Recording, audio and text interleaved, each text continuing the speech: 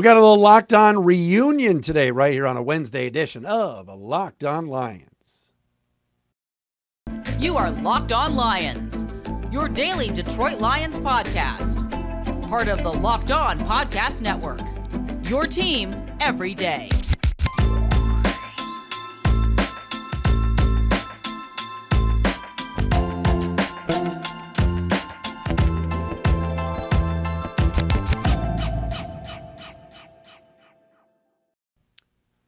Hey, what's happening, everybody? Matt Dery with you, Locked On Lions, Locked On Podcast Network. We played it on a Wednesday, April 12th, and a Thursday, April 13th. Thanks for making us your first listen, checking us out, as it is your team every day, Locked On Lions, wherever you get your podcasts. And, of course, watch us for free and subscribe on the Locked On Lions YouTube channel. Coming up today, Nolan Bianchi. That's right, the former host of Locked On Red Wings, now helping Justin Rogers out on the Lions beat for DebtNews.com and the Detroit News, is going to join us momentarily. We'll talk to Nolan about everything Lions.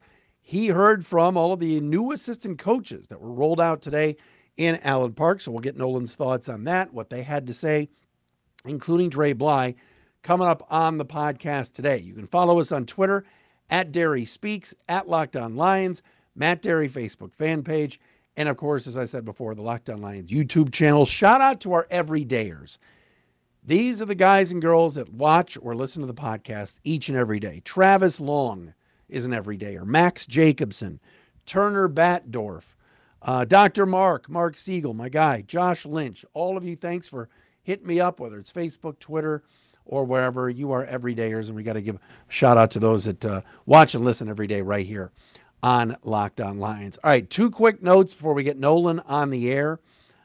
Number one, just saw this momentarily. One of my sources sent me this as I was recording here, but Brad Spielberger, our friend from PFF, Pro Football Focus, reported that per a league source, to facilitate the trade of Jeff Okudah to the Falcons, the Lions agreed to pay $1.5 million this year of his salary.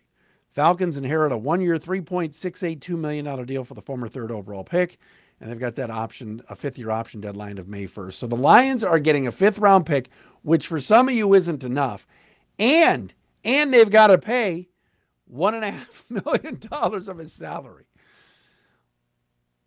I said it yesterday. I'll say it again. Bob Quinn, you suck. Seriously. Oh, my gosh. The Lions are paying Jeff Okudah to not play for them this year. Just bear that in mind. By the way, shout out to Questionable Tees. Oh, man. Check out my new Lions hoodie right here. Wrong way. How cool is this? Love my gear from Questionable Tees. Thanks to the crew there. You guys are awesome. My man, Mr. Questions, he knows. He's watching. But they sent me this sweatshirt, so I'm happy with it. And you saw the other day, on Monday, I wore my Rodrigo shirt, Questionable Tees, TEEZ.com.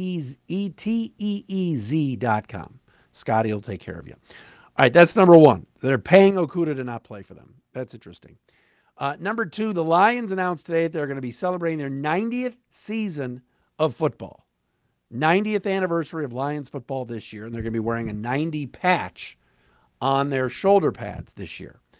Anytime I see that number 90 in big blue and silver numbers, lettering, whatever you want to call it, there's only one thing I think of, Ndamukong Suh. I saw that giant 90 patch today. Everybody was tweeting it out. I got the Lions send it to me. Suh. I see big 9-0. I think of Ndamukong. He was so good. I know he was a jerk. I know he hung up on Mike and Terry. I was there. I know he stomped on people. The Cutler hit, the Rogers stomp, all those things. Ndamukong Suh was so effing good. He was. I saw that big giant 9-0 today and this patch they're going to wear this year to commemorate 90 years, and I just thought of Ndamukong Suh. First thing that came to mind. Think about how bad the Lions' defenses have been since he left. They were the number 2 defense in football. Was that 2016, his last year here? Before he bolted? They've never been anything close since then. So, all right. Ultimate Football GM. We're going to talk to Nolan Bianchi momentarily from the Detroit News, but we're brought to you by Ultimate Football GM. You've heard me talk about this mobile game app. I can't tell you how much fun it was to play with all the Locked On hosts this year. You can do the same. Ultimate Football GM, you're responsible for controlling the destiny of your own franchise. You're going to run a team. You're the GM. You're going to hire the coach, coordinators, trades, free agency, and you're going to navigate the franchise through the draft coming up in a couple of weeks. All this in a challenging and realistic game world. Ultimate Football GM is completely free and playable offline. Are these free?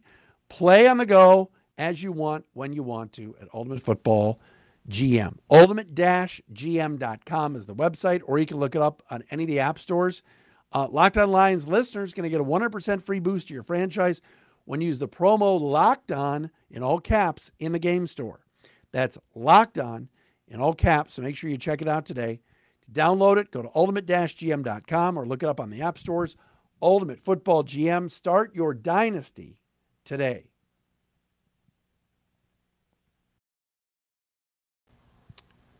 Man, it's a reunion of sorts here on Locked On Lions. The former host of Locked On Red Wings, now he's big time at the Detroit News and helps cover the Lions with Justin Rogers for that publication. Nolan Bianchi is with us today on Locked On Lions. Nolan, welcome back, buddy.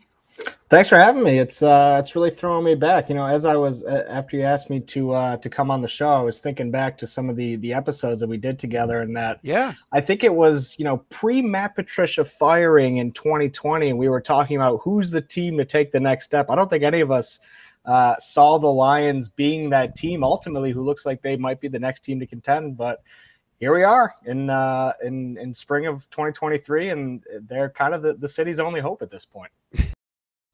You're not wrong. I mean, and I bring this up on this show. It's just insane. I mean, yes, the Wings, and I know you love your hockey, and they're on the way. Pistons have been a dumpster fire, although I like the direction I think they're going with now Dwayne Casey kind of stepping aside. The Tigers are a tire fire. So it's like, Michigan State hoops got to the Sweet 16, but that was sort of, is college basketball really a big dealer? But other than the Lions and Michigan football, it's brutal right now around here, right? Yeah, it's been pretty bad, but fortunately, I got shifted over to the exciting beat, just at the right time. So I've been getting to kind of get a front row view at all of this, and it's been a very exciting time to kind of watch all of it come together. You were down at 222 today for assistant coach theater down there. What was what stood out from you as you heard from some of the new assistants?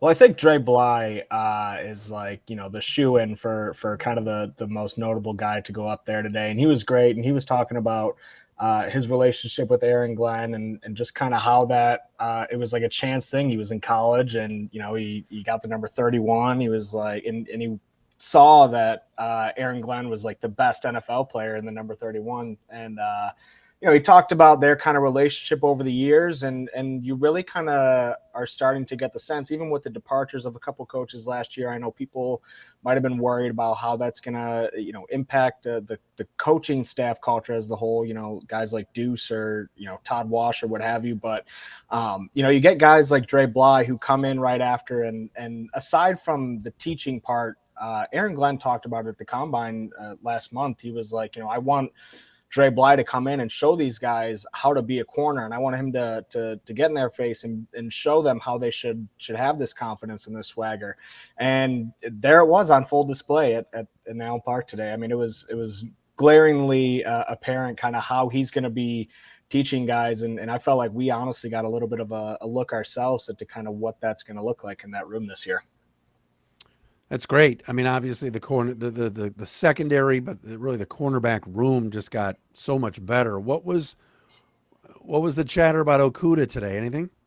Not a whole lot of chatter about Okudah, honestly. I think that was such an interesting thing because I think it was like something that some people saw coming, but like not at this time. And then it was one of those things just like, oh, okay. And so it's definitely a move that was not surprising to me at the end of the day. Like you were kind of having to come up with a decision on this guy of, are they going to pick up his fifth year option? I didn't think they were going to.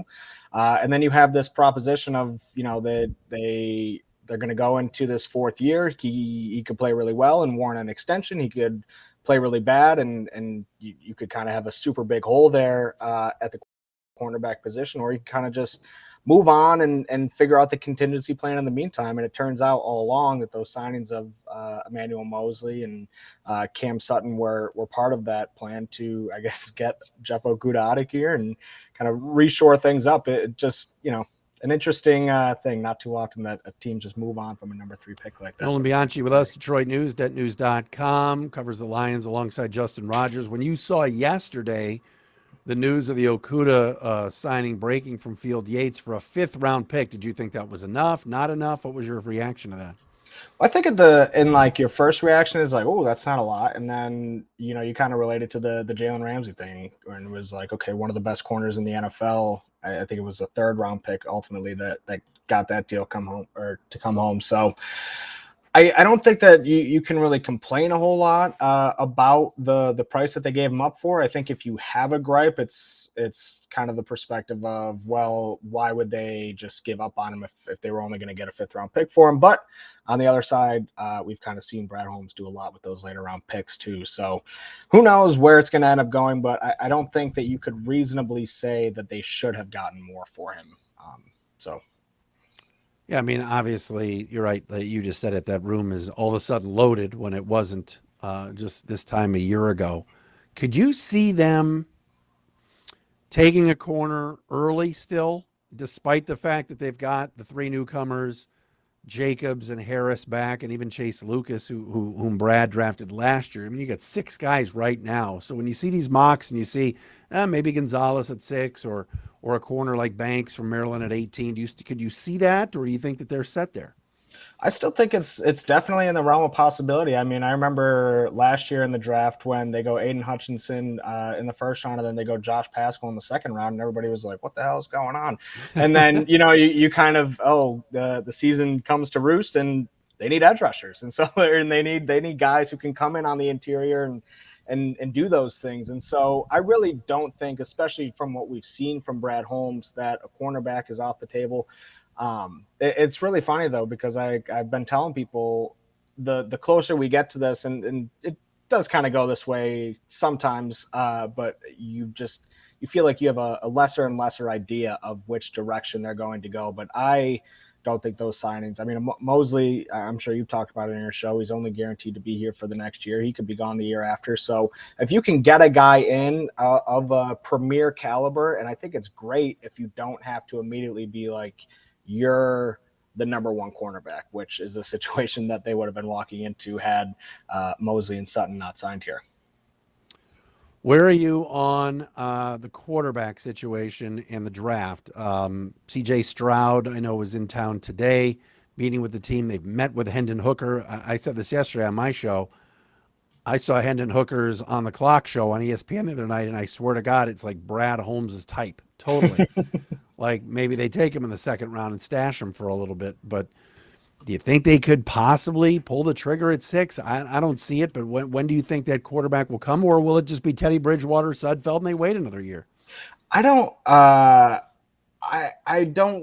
really think that a quarterback is in play at 6. I absolutely think it could be in play in 6. Like at the end of the day with this regime, nothing would surprise me, because it does feel like, right, they aren't afraid to kind of take that best player available. But at the same time, like I think they've been hurt a little bit by Hendon Hooker's late rise here, because he's been my kind of guy all along, to where, I mean, 2 months ago, people were talking about 3rd, 4th, 5th round for Hendon Hooker, which was probably a little bit of an exaggeration based off him not really finishing his season. But as we've seen in these last couple of weeks here, he's starting to rise, and still, if they wanted to take him at 18, I wouldn't be that shocked or whatever. Like, I think it would be a solid pick, especially, I think the whole thing with that number 6 pick is just like this idea of using your top pick on a quarterback. And that might be a barrier that Holmes is not willing to cross out of principle, maybe. I don't know. We'll see.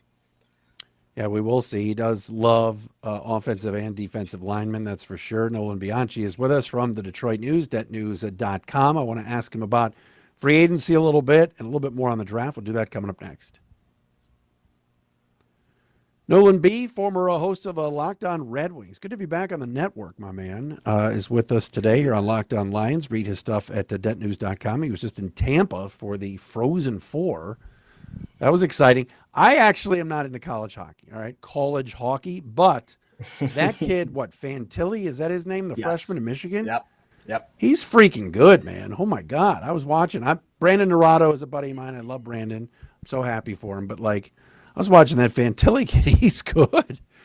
Yeah, he's and he is kind of overshadowed by the fact that this draft kind of is shaping up to be like what looks like similar to the 2015 draft with McDavid and Eichel, where it's like, okay, if this draft was 5 years in either direction, Eichel probably goes number one, but he just happens to be in this draft with this generational Canadian kid, and that's kind of the thing that Fantilli's got going for him in the upcoming draft. But that just means I think he's in play for the Red Wings, who were going to have the 10th or 11th best lottery.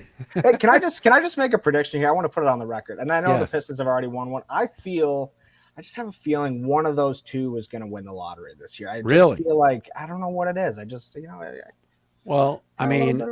Is there a number? You're more of a hockey guy than me. Is there a number one guy for this hockey draft? Like a Victor Wembanyama? Yeah. Yeah. Connor Bedard. He's guy, Bedard. Yes. He's kind of drawn comps to Connor McDavid, and he's a guy that, if you're in the hockey world and especially in the draft world, you've been hearing about this guy for like 4 or 5 years because he's been the future for that long. But Fantilli's right up there. Like Fantilli could very well be just as impactful, like perennial MVP candidate type player. So there are two very good guys at the top of this draft.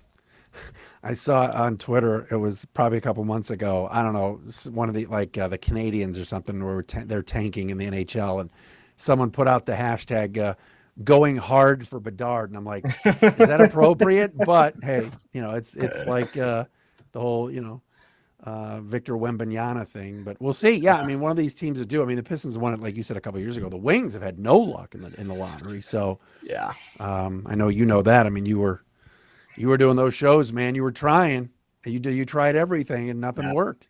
And I also never felt like they were going to win it. So I feel like the fact that I do, there's a little bit of optimism for me right now is like maybe that means something. Maybe it doesn't. It probably doesn't. It almost assuredly doesn't. But well, hey, we got the Lions. That's as crazy as that seems.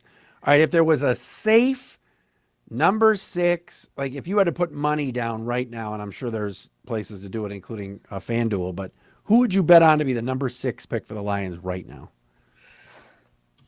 That's a really good question. If I had to put money on it right now, I would probably go Christian Gonzalez. I don't think that Will Anderson is going to be, and this is so. And actually, I'm going to backtrack on that. I'm going to go Devin Witherspoon, because Devin Witherspoon is a guy personally that I like more than Christian Gonzalez. I just feel like I've seen maybe a little bit more about Christian Gonzalez at this stage. Devin Witherspoon hasn't necessarily participated in all of the pre-draft stuff that you would have liked to see, and so. But when you watch Devin Witherspoon, and I said this a couple months ago, like, there's just no way that Brad Holmes isn't in love with him.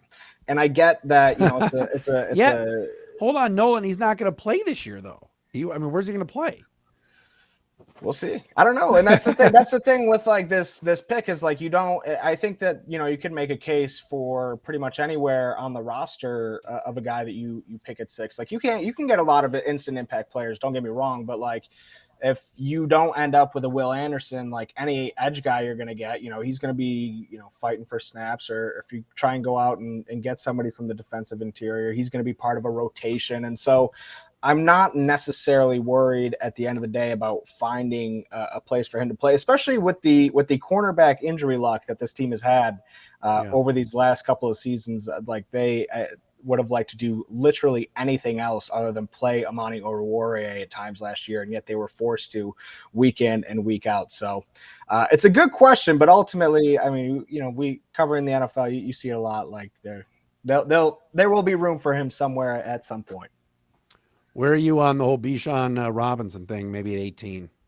I think it would be very exciting. I was telling Justin today, because when I was at the combine, I just kind of had the thought, like, I just remembered, I can't remember what the latest mock was that projected them to end up with Anderson. Kuiper had him. Yeah. Yeah. And I was just like, that would be cool because the storyline, because they both at the combine answered each other for the toughest player they faced in college. And I think that their offense is at a point where, yes, you kind of like to figure out a better long-term solution at that big-bodied receiver. Or maybe you just like to get another guy that you can kind of develop and start working on solutions on the outside. But like outside of that, I don't really see any place on the offense that needs a significant upgrade besides maybe offensive guard, but you just brought Graham Glasgow back, so that's kind of solved for the short-term future. And so why not? Like I do see him kind of as a guy, like at the end of the day, people talk about you can just plug and play any running back you want, but at the end of the day, like Christian McCaffrey's exist, like those guys, those Derrick Henrys exist, Saquon Barkley's exist, and they are getting premium money because they bring something premium, even if it's not at a premium position, to the table. And I think he can be one of those guys. You just made a good point about guards and the offensive line situation. A guy like Osiris Torrance or any of them could come in if Vitai's not healthy. Glasgow's more of a swing guy and a backup at his age now. And obviously you got to protect yourself with Jonah Jackson on the last year of his deal. Could you see that as a scenario at 18 where it's Torrance or one of those offensive linemen?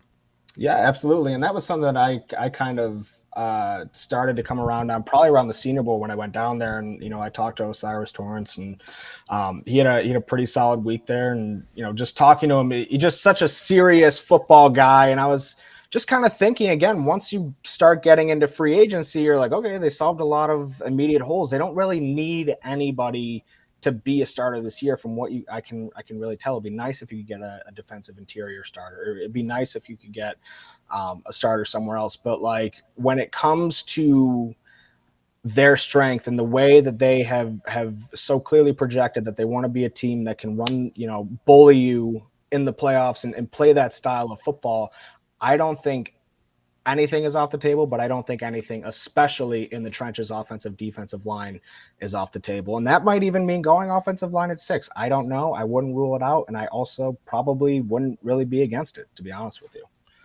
Nolan, do you have a favorite kind of free agent signing? Is something that piqued your interest that Brad Holmes did these last couple of months?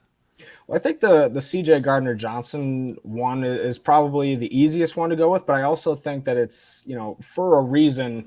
You bring in these exciting corners and you're like, okay, you're looking at this secondary. It's going to be a little better than last year with the potential to be a lot better than last year. And then all of a sudden you take Will Harris out of the equation and replace him with CJ Gardner Johnson at the slot nickel, or to play that nickel. And you're like, oh, okay. Like that to me was like the final piece. And Aaron Glenn has talked about, this idea of positionless football.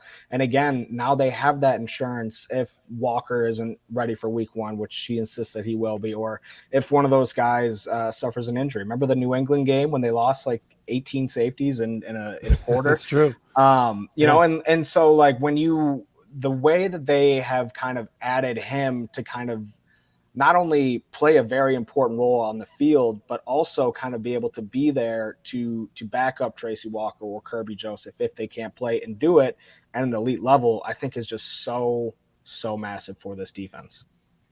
No question about it. Nolan, great to visit with you. Good to see you. And thanks for coming back to the Locked On Podcast Network. No problem. My pleasure. Thanks for having me. And it was good to talk to you. No question. Nolan Bianchi with us from the Detroit News, former host of the Locked On Red Wings podcast. Did such a great job. Read Nolan at DebtNews.com. This has been a Wednesday edition of Locked On Lions.